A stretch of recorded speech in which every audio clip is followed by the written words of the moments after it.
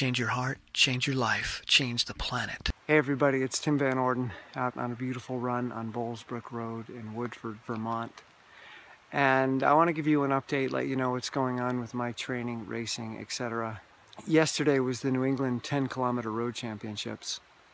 And this is a race that I've not been looking forward to because I've been just doing what I can to stay in good shape. I've been under a lot of stress, and it's been difficult, if not impossible, for me to do the quality and quantity of work necessary to really be in tip-top or peak shape to do well at a championship race like this. So I was essentially going to this race to support my team, the Central Mass Striders, so that they could have a good shot at winning the Masters title, 40 and over teams. So it's been a rough week. I haven't been sleeping much. In fact, the night before the race, I didn't sleep at all. I had to leave for the race at 4:30 in the morning, so I set my alarm at 4 a.m. and I was awake all night, just laying there. I got up before the alarm. I just decided to get out of bed and got myself ready to go to the race, not feeling well. 3.5 hour drive, so sitting on my legs for 3.5 hours. And then jumping into a race that I'm really not prepared for. I have not been doing a lot of speed work. I haven't really been doing any speed work. I've been running up mountains, and sometimes I push myself, but not to the extent needed. So I started making a video prior to the race about how I was going in with low expectations and that this really wasn't going to go well, but the whole point of my training is to keep myself in, as I said a moment ago, good shape. If I can do enough to be in good shape, when things finally do start coming together in my life, when all the stars align, then I can hit it. Then I can ramp it up the next 5 to 10% to get in peak shape, because I'm starting with a foundation of good shape. So my goal, when I'm having a tough time, when I'm dealing with depression, when I'm dealing with a lot of stress, when I'm not sleeping, is to just do enough to have that foundation of good. And when everything is great, then ramp it up. So this was just going to be a good race. And last year at this race, it might have been my second, I think it was my third race after my comeback. So pretty much 2 years off from racing. And I started racing September 4th of 2015. So the Lone Gull, or the 10K Championships from New England, was the third race in that comeback. And I think I ran a 35:07, which is decent. It's not a bad time, but it's not a great time either. And my watch has the ability to take the data from that previous race and to then present it to me as a virtual running partner, so I can actually race against myself in last year's race.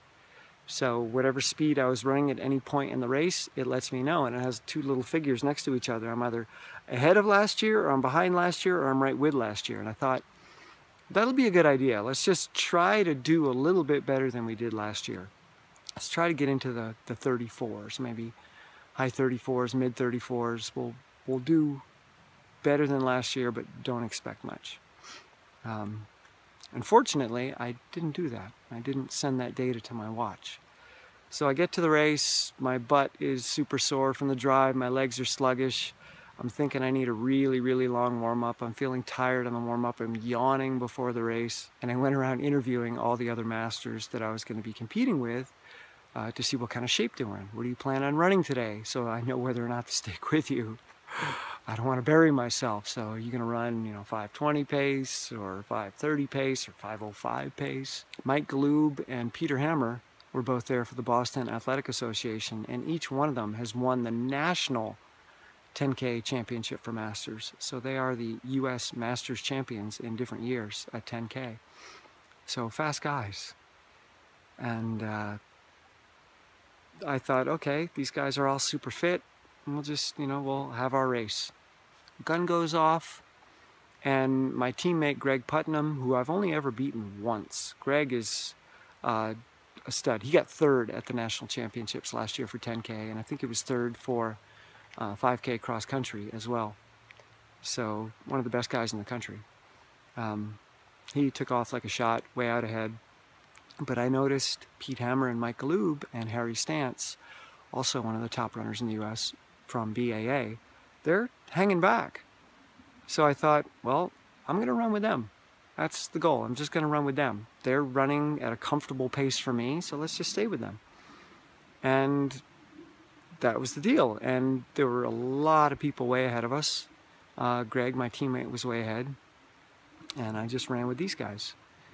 And we were moving. I kept looking down at my watch, and it was like 5:05, 5:10 pace. I'm like, okay, that's fast, but I feel really good, and I'll just stay with these guys. I'll try to relax with these guys. I'll run this pace, but let's just relax. Let's calm down. Let's just let them do the mental work for me. Let's not be stressed at this pace. Went through the first mile. I think it was a 5:13. Felt super good. Then we caught up to Greg, reeled him in. Second mile was a 5:20. Felt really, really comfortable. And then we came to a downhill, and I'm really good at running downhills from all the mountain running that I do. And I just opened up and pulled ahead, thinking that they're going to catch me as soon as it levels out again. But they didn't. And I just kept moving, and I looked down and my watch said 5:05 pace. I'm like, oh wow. So kept moving, felt good. Went through that mile in 5:07, which really surprised the heck out of me. Went through 5K in 16:27. Really, really comfortable. No physical stress whatsoever. And that is the exact same time that I ran the 5K national championships last year. And I did that halfway through a 10K, and I felt really good. So I started to get excited. I'm like, wow, where is this coming from? And then mile 4, I ran a 5:18, and I was waiting for the bottom to drop out. It's like, okay, this is not going to last. You're going to fall apart. The wheels are going to come off. When is it going to happen? Didn't happen in mile 4. Mile 5 was 5:18, felt super good. And I thought, holy cow, I just have 1.2 miles to go. But the 6th mile, there's a strong headwind coming off the ocean. We're running in Gloucester, Massachusetts. And mile 6 is right into the wind, right on the coast. The road is like right next to the ocean. So super strong headwind, and that kind of slowed me down, and I was starting to get tired. And I could see some shadows coming up on me because the sun was behind us, and hear the feet. And I recognized the shadow as one of the heads in the shadow. It looked like MacLeod's head. He's got a very distinctive shape. And then I saw the hair bouncing on another shadow, and I thought, that's Pete Hammer. I know that hair. And then like 5.5 miles, they pulled up right next to me and were running with me. And so I surged a bit, and they surged a bit, and then at 6 miles I was still in the lead, but we came to a hill, and they took off on the hill, and I was kind of at the point of being done right there. Crested the hill, they had maybe a 2-second lead on me, and then downhill to the finish, downhill and flat. And MacLeod put in a 4:45 pace there, and I did 5:30 pace, so he ended up winning. Pete Hammer was second, I was third, but it was close. But the thing that really amazes me is that I ran 33:23, which is only 2 seconds slower than my all-time PR. Like the fastest I've ever run in my life is 33:21. And this race was only 2 seconds slower, and I'm a lot older now.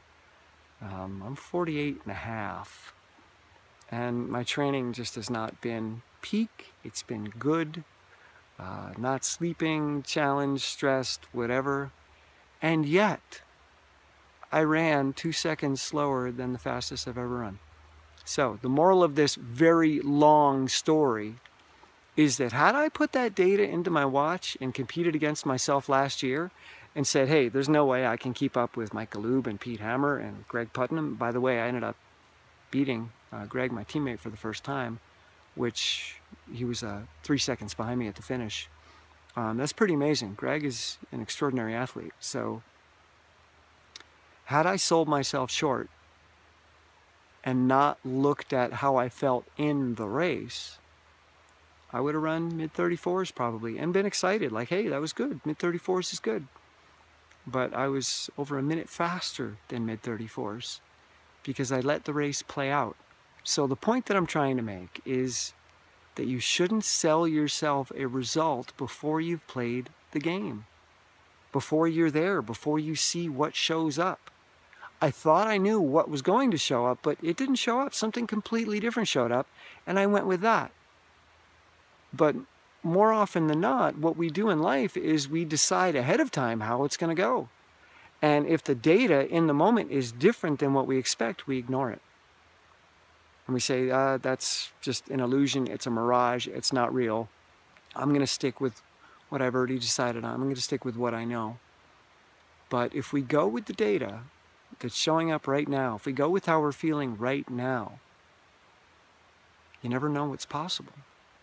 I'm excited to move forward now and to think about this more and more as I engage in challenging events, to be present to the data, to be present to what's going on right now, to the dance that's happening right now, rather than the one that I think is going to happen, and making a big plan or having a strategy for what I'm going to do. But just be present and be mindful and relax into whatever is happening. Just say, okay, this is what you're giving me. I'll work with it. All right, so good things to come. Next weekend at Syracuse is the U.S. Masters 5K Road Championships. And as I said, last year I ran 16:27. I think I was 10th place overall. So I'm hoping to go sub 16 minutes this year based on what I just did.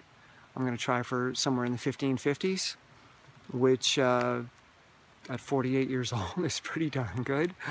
That's exciting to me. So when I do put in the hard, fast training, I'm hoping to get below 1530 for the first time. That will be cool, and I think it's possible. So I'll keep you posted. And yeah, anyways, it's all good. No matter what happens, it's all good. Love you guys. See ya. And I can keep doing that over and over again until my brain gets to see that the thing that I'm afraid of isn't anywhere to be found. And when I start running, I'll start running very, very slowly.